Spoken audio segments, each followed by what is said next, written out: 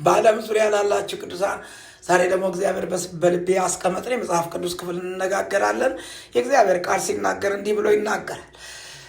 በሁለተኛ ነገሥት ምዕራፍ 2 ከቁጥር 1 ጀምሮ እንዲህ ይላል። እንዲህም ሆነ እግዚአብሔር ኤልያስን በአውሎ ነፋስ ወደ ሰማይ ሊያወጣ በወደደ ጊዜ ኤልያስ ከኤልሳዕ ጋር ከጌልጌላ ተነሳ።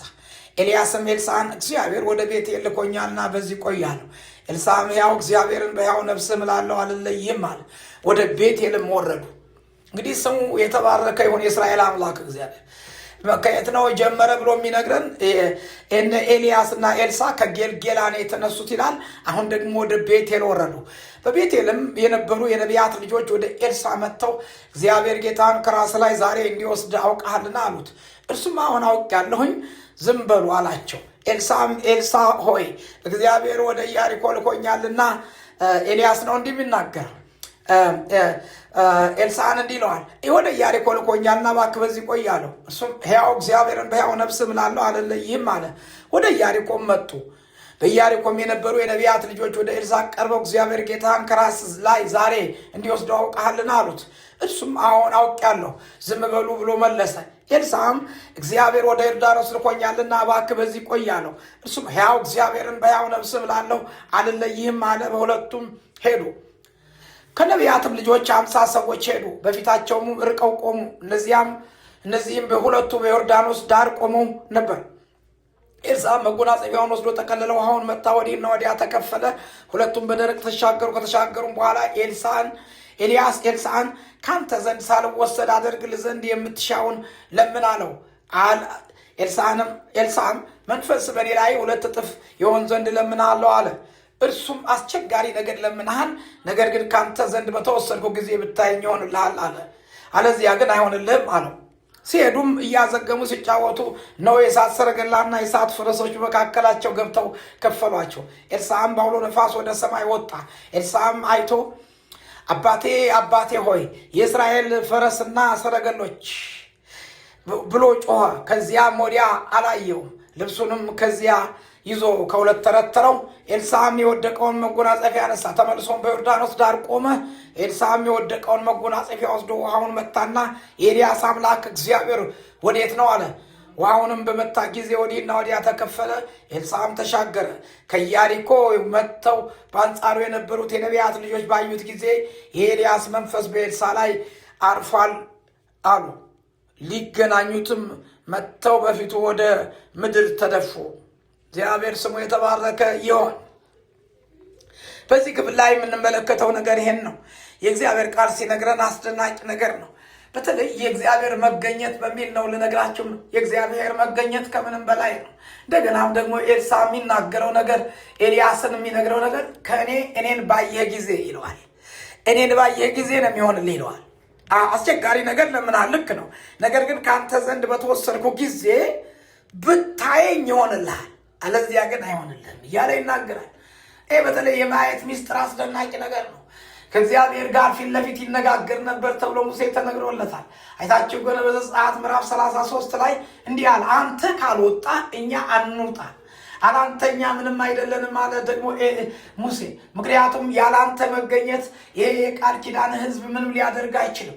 አዎን በእሳት አምድ ሌሊት ትመራናለ፣ በደመና አምድ በቀን ትመራናለ።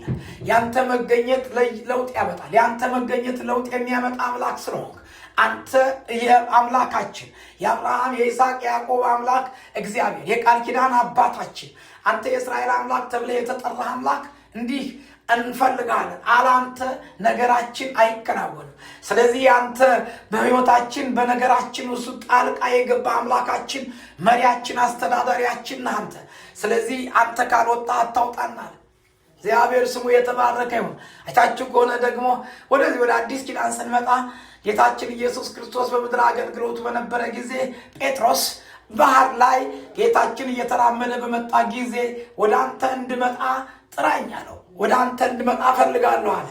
ባህር መንገዱ የሆነ ጌታ ደግሞ ና አለው። እየተመለከተ ባህር መንገዱ ሆነለት። ጌታን እያየ ባህር መንገድ ሆነለት። ጌታን ሰው ሲመለከት ባህር መንገድ ይሆንለታል። ስለዚህ ጴጥሮስ አንድ ነገር አደረገ። አይኑን ከጌታ ላይ እያደረገ በባህሩ ላይ መራመድ ጀመረ። ጌታ ስሙ የተባረከ ይሁን።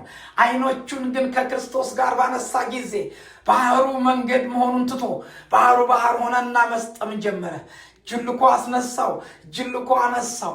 የክብር አምላክ እግዚአብሔርን ስናይ ነገራችን ይቀየራል። ባህር መንገድ እንዲሆን የምንፈልግ ሲሆን አንድ ነገር አስቡ፣ አይኖቻችንን ከጌታ ጋር ማድረግ አስፈላጊ ነው። ስለዚህ እንዲህ አለ ደግሞ ጳውሎስ እንዲህ አለ ለቆሮንቶስ ሰዎች ሲነግራቸው በቃታችን ከእግዚአብሔር ዘንድ ነው አለ፣ እኛ ምንም አይደለንም አለ።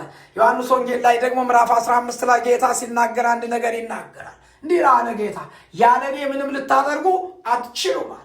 አለሱ ምንም ልናደርግ የማንችል ሰዎች ነን። የእሱ መገኘት ያስፈልገናል። አይኖቻችን ዛሬም ከክርስቶስ ጋር ልናደርግ ያስፈልገናል ወገኖቼ። የእስራኤል አምላክ እግዚአብሔር ከዚያ በኋላ ስትመለከቱ እዚህ ክፍል ላይ ግን እንዲሆነ የሆነው አይኖቹን በኤልያስ ላይ አድርጎ እያየው በነበረ ጊዜ ያንን መጎናጸፊያ ተርትሮ በእጁ ባስገባ ጊዜ ነገር ሆኗል። የዛ ምስክሮች የሆኑት በዘመኑ የነበሩት የነቢያት ልጆች ተናገሩ።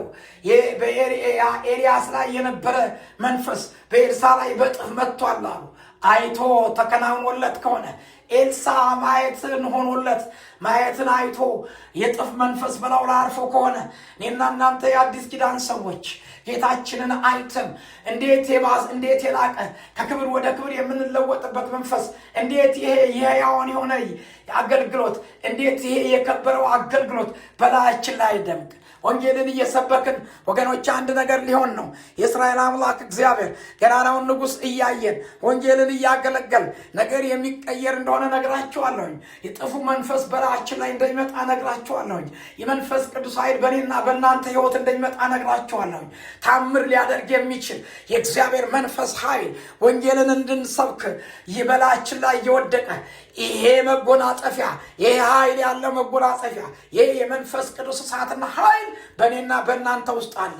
ዛሬም ሊያስጥስ የሚችል ወንጌልን የሚያሰብክ በዓለም ዙሪያ እየዞርን ሰዎችን በወንጌል ልንወርስ የእግዚአብሔርን መንግሥት ልናሰፋ ይሄ የመንፈስ ቅዱስ ኃይል በላያችን ላይ ወድቋል። የክብር አምላክ እግዚአብሔር ገናናውና ኃያሉ ንጉሥ በኢየሱስ ስም በዚህ ጊዜ እኔ ጸልያለሁ። ገናናው ንጉሥ እንድትረዳ ሕዝብህን እንድታስብ ጸልያለሁ።